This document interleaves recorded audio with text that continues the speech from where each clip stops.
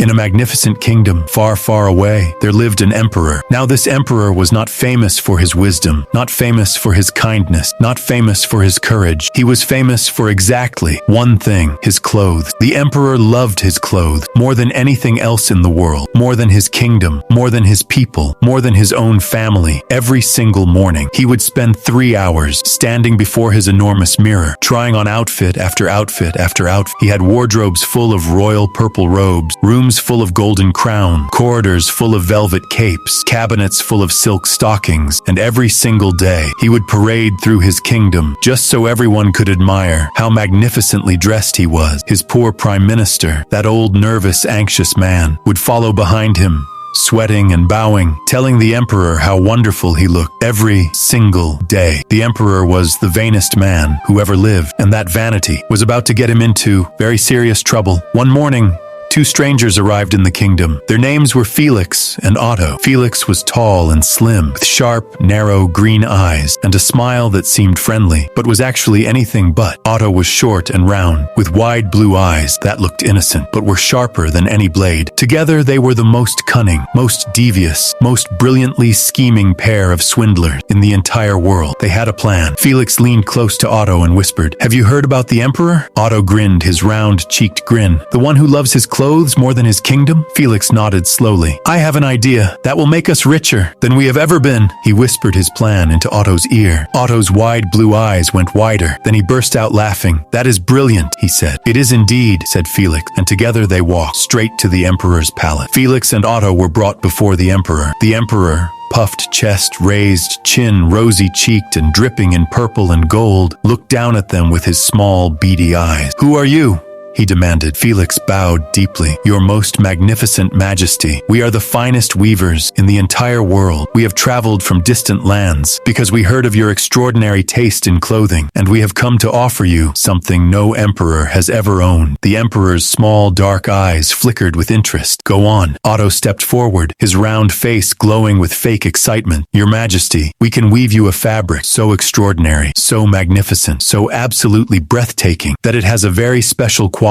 This fabric is completely invisible to anyone who is stupid or unfit for their position." The emperor sat up straight. Felix continued in a low, dramatic voice, "Only the wisest, most intelligent, most deserving people can see this fabric. Fools see nothing at all." The emperor stroked his neat, dark brown mustache. He thought for a moment. If he wore this fabric, he could find out which of his ministers were fools, which of his servants were stupid, which of his people were unworthy. He leaned forward. "Make it," he commanded. "Make me the most magnificent suit from this extraordinary fabric." Immediately, Felix and Otto bowed together, hiding their triumphant smile behind their polite expressions. The trap was set. Felix and Otto were given the finest room in the palace. 2 enormous golden looms were brought in, and they began to work, or rather, they pretended to work. Their hands moved busily, back and forth, threading invisible thread, weaving invisible fabric, cutting invisible cloth. The looms were completely empty, but Felix and Otto worked with such convincing concentration, such serious expression, such professional expertise, that anyone watching would swear they were making something extraordinary. After 3 days, the emperor could not wait any longer. He sent his prime minister to check on the progress. The prime minister, that tall, thin, nervous old man with his long white beard and white mustache and his anxious, watery blue eyes, walked into the room and stopped. He stared at the looms. The looms were completely empty. He could see absolutely nothing. His old heart began to pound. Felix looked up from his empty loom. "Well, what do you think, Your Excellency? Is it not the most magnificent fabric you have ever seen? Look at these colors. Look at this pattern." The prime minister stared desperately at the empty loom. He could see nothing, nothing at all. But if he admitted that, everyone would think he was a fool, unfit for his position. He swallowed hard and said in a slightly strangled voice, "It is absolutely magnificent." The day finally arrived. Felix and Otto announced the emperor's new suit was ready. They held up their empty hands as if holding the most delicate and precious garment imaginable. "Your Majesty, the jacket," said Felix, carefully placing nothing onto the emperor's shoulders. "The trousers," said Otto, carefully pulling nothing up the emperor's legs. "And the magnificent cape," said Felix, draping nothing around the emperor's shoulders. The emperor stood before his enormous mirror. He could see absolutely nothing on his body. He was standing in his underwear, but he could not admit that. Not the emperor, not in front of everyone. So he puffed his chest out, raised his chin high, looked at his reflection and declared,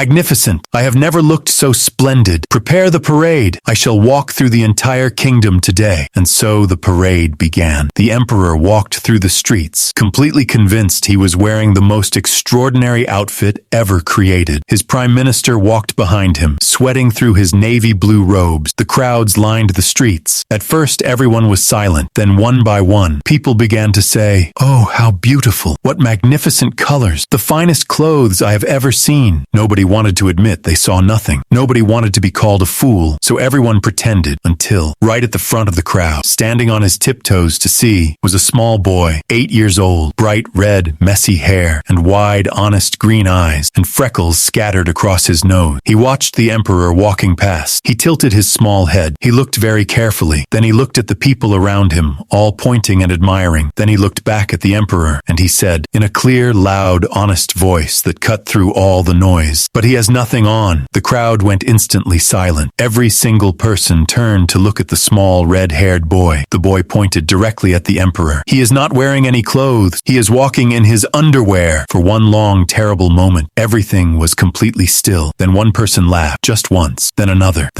and suddenly the entire crowd was laughing and pointing. "The boy is right! He has nothing on. The emperor has no clothes." The emperor stopped walking, his rosy red cheeks turning even redder, his small beady eyes going wide. He looked down at himself, and for the first time in his entire life, he saw the truth. He was indeed walking through his kingdom, in nothing but his underwear. He turned furiously, but Felix and Otto were already gone, vanished completely, with all the gold the emperor had paid them, laughing all the way to the next kingdom. The emperor stood in the middle of his parade, completely humiliated, while one small, honest boy, with red hair and freckles, had done what no minister, no advisor, no guard had dared to do, tell the simple truth. And so, my dear friends, the emperor learned his lesson that day, the hardest and most embarrassing lesson of his life, that no amount of pride, no amount of vanity, no amount of wishing something were true can change what is actually real, and that sometimes the bravest thing in the world is not fighting a dragon, not climbing a beanstalk, not facing a giant. The bravest thing in the world is simply telling the truth, even when everyone around you is pretending, even when it is uncomfortable, even when people might laugh, even when you are just 8 years old. One honest voice always changes everything. This was Mr. Claus. Thank you for this adventure today. If you enjoyed this story, give it a big thumbs up, subscribe for more exciting tales, and tell me in the comments, would you have said something or stayed quiet like the crowd? Until next time, stay brave, stay honest, and always tell the truth. Goodbye for now.